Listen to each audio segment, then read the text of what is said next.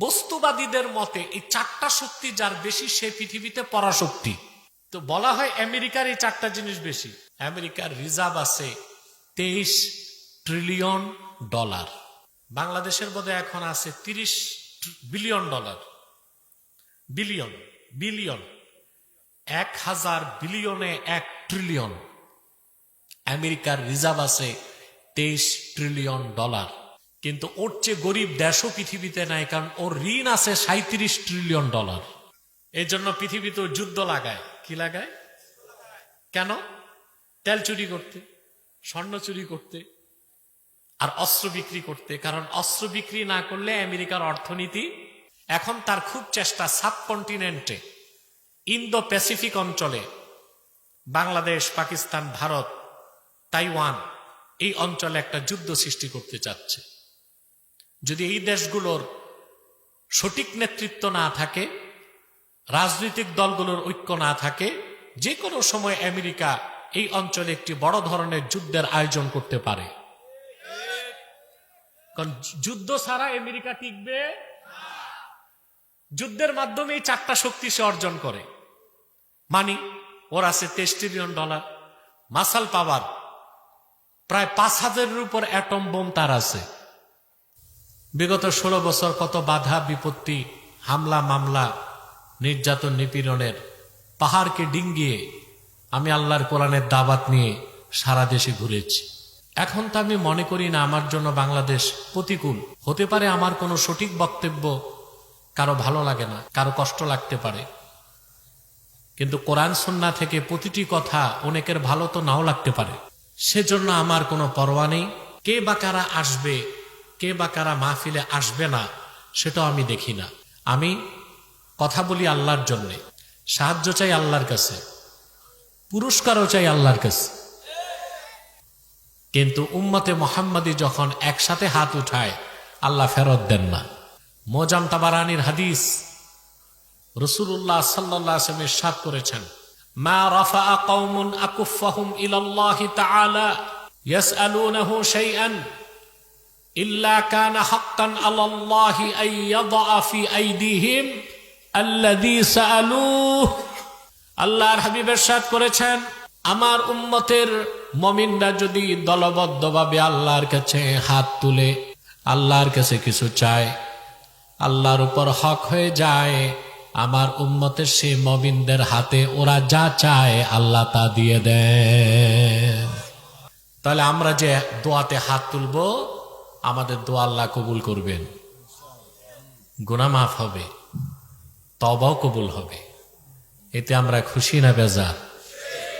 বেজার কে? জোরে। শয়তানের এখন একটা প্রজেক্ট চালু আছে, মুনাজাতের আগে আপনাদের উঠানো যায় কিনা, এই সুযোগ শয়তানকে দিবেন? নেক নিয়ত করে শয়তানের নাপাক গালে চপেটাঘাত করবেন?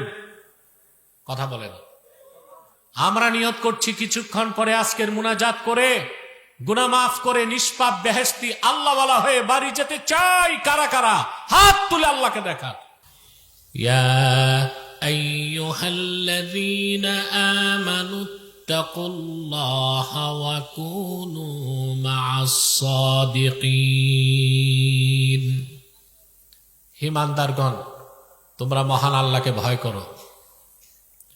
ওয়া কুনু মা'আস সাদিকিন, সত্যবাদীদের সঙ্গী হও। সুবহানাল্লাহ। একটা আয়াতে কয়টা নির্দেশ? জোরে।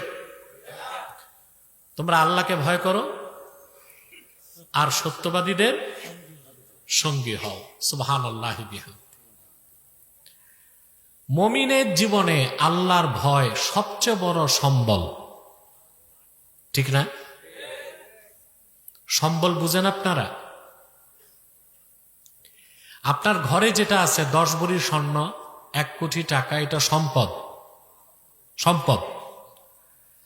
আর আপনি যখন সফরে বের হন, সঙ্গে যেটা থাকে ওইটার নাম সম্বল।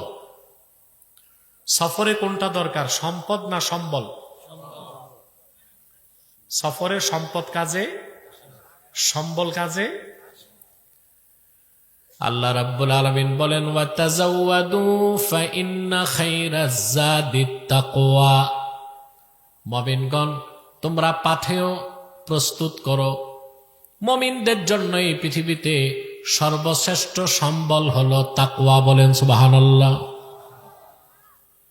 শ্রেষ্ঠ সম্বল কি? এটা সম্পদ না, সম্বল। সম্বল। কারণ আমরা প্রত্যেকেই সফরে আছি। কিসে আছি? সম্বল লাগে সফরে, সম্পদ লাগে বাড়িতে। আরেকটু ক্লিন করো আওয়াজ, নয়েজ না হয় যেন। সম্পদ লাগে বাড়িতে, সম্বল লাগে। আমরা কি সফরে না সবাই? আমরা ছিলাম আত্মার জগতে, ওখান থেকে আলামে মাহশার, হাসর ময়দানে। ওখান থেকে দুইটা গন্তব্য, ইমান ঠিক আমল ঠিক জান্নাত, ইমান নাই জাহান্নাম। তখন সফর শেষ। এখন কিসে আছি? চলমান কিনা? কথা বলে না। ছিলাম আত্মার জগতে, আসি আলামে আসবাব, বস্তু জগতে। এখান থেকে চলে যাব আলামে বারজাক, কবর জগতে। সেখান থেকে আলামে মাহশার, হাসর ময়দান। সেখান থেকে দুইটা গন্তব্য, ইমান ঠিক আমল ঠিক, শেষ গন্তব্য হবে জান্নাত। ইমান নাই আমল নাই, শেষ গন্তব্য হবে জাহান্নাম। গন্তব্য তো দুইটাই, তৃতীয় কোনো গন্তব্য। আল্লাহ রাব্বুল আলামিন বলেন ফাআম্মা মান তাগা ওয়া আসারাল হায়াতাদ দুনিয়া ফাইন্নাল জাহিমা হিয়াল মাওয়া। আর যে ব্যক্তি দুনিয়ায় সীমা লঙ্ঘন করল, দুনিয়ার জীবনকে আখিরাতের উপর প্রাধান্য দিল, হিসাব নিকাশের পর জাহান্নাম হবে তার বাড়ি। وَأَمَّا مَنْ خَافَ مَقَامَ رَبِّهِ وَنَهَى النَّفْسَ عَنِ الْهَوَى فَإِنَّ الْجَنَّةَ هِيَ الْمَأْوَى। আর যে ব্যক্তি মহান আল্লাহর সামনে কাল কিয়ামতে দাঁড়াবার ভয় অন্তরে পোষণ করলো, সুবহানাল্লাহ, দাঁড়াতে হবে আল্লাহর কাছে। কথা বলেন, এটাই তাকওয়া। এটাই কি? আমার প্রতিটি কর্মের হিসাব আল্লাহর কাছে দিতে হবে, এই চিন্তা করে চলার নামই তাকওয়া।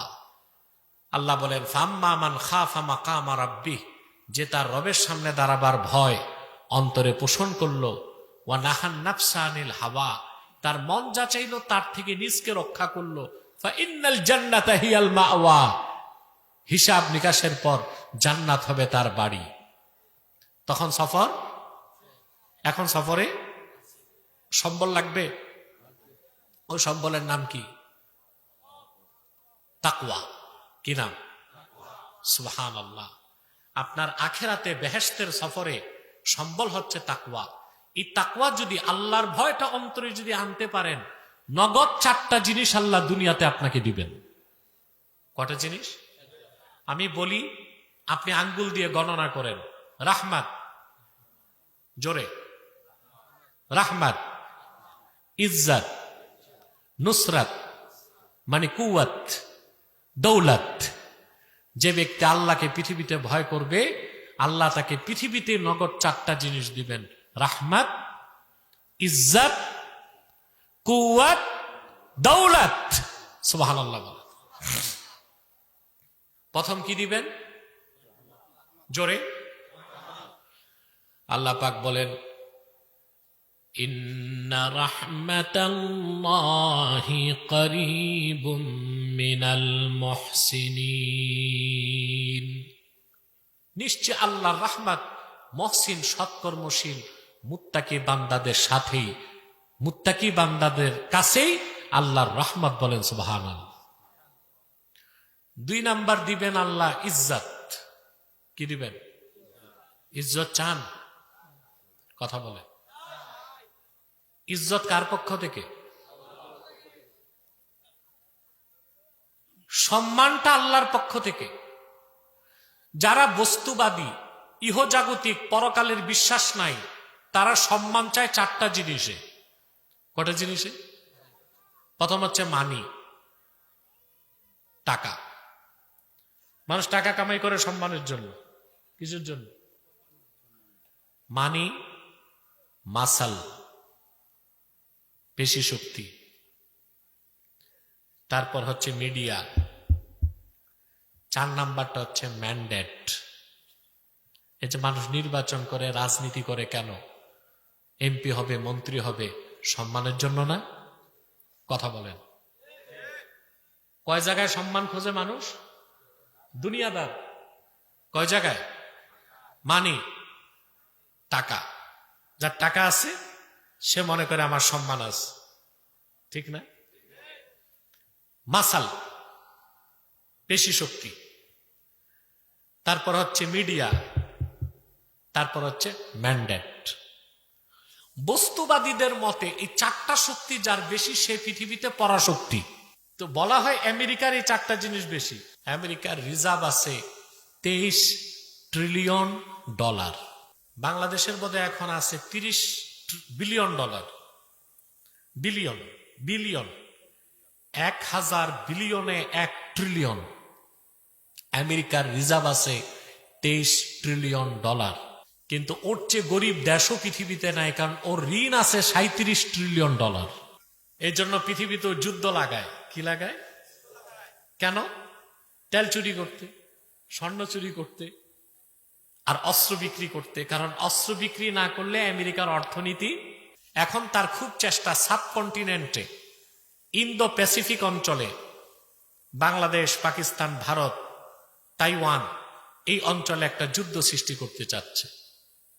যদি এই দেশগুলোর সঠিক নেতৃত্ব না থাকে, রাজনৈতিক দলগুলোর ঐক্য না থাকে, যে কোনো সময় আমেরিকা এই অঞ্চলে একটি বড় ধরনের যুদ্ধের আয়োজন করতে পারে।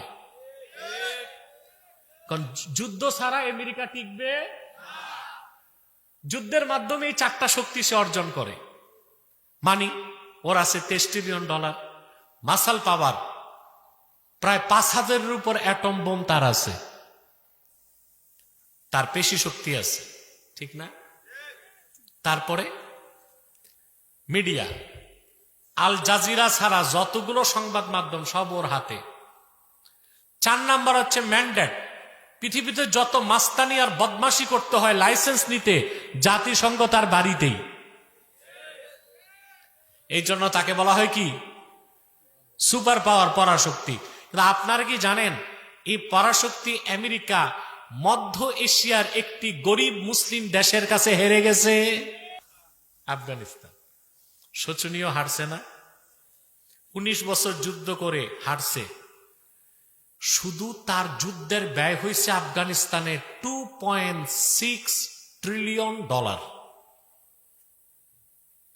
যুদ্ধের অস্ত্র যা রেখে গেছে, আফগানিরা গনিমতের মাল পাইছে, তার দাম 86 বিলিয়ন ডলার। সুবহানাল্লাহ। এখন বলেন তো, পরাশক্তি হারলো, আবার কি শুরু করছে?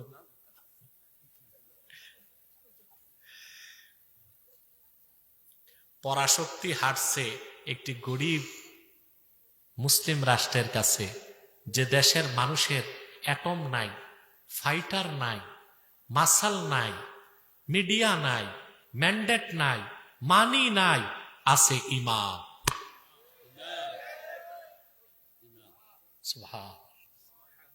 কোন শক্তি আগে? তাকওয়া। তাকওয়া। আপনি তাকওয়া ভিত্তিক জীবন যাপন করলে আল্লাহ আপনার উপর রহমত নাজিল করবেন, আল্লাহ আপনাকে ইজ্জত দিবেন, আল্লাহ আপনাকে কুওয়াত দিবেন। কুওয়াত শক্তি, যে শক্তি মোকাবেলা করার কোন শক্তি কাফেরদের কাছে নাই। আমি একটা দৃষ্টান্ত দেই, কথা বলেন। শীতে কষ্ট হচ্ছে আপনাদের নিশ্চয়। প্রিয় ভাইরা, মুসা আলাইহিস সালামকে আল্লাহ বললেন ফেরাউনের কাছে যাও। আল্লাহ ডেকে বলেন ইযহাব ইলা ফিরআউনা ইন্নাহু তাগা।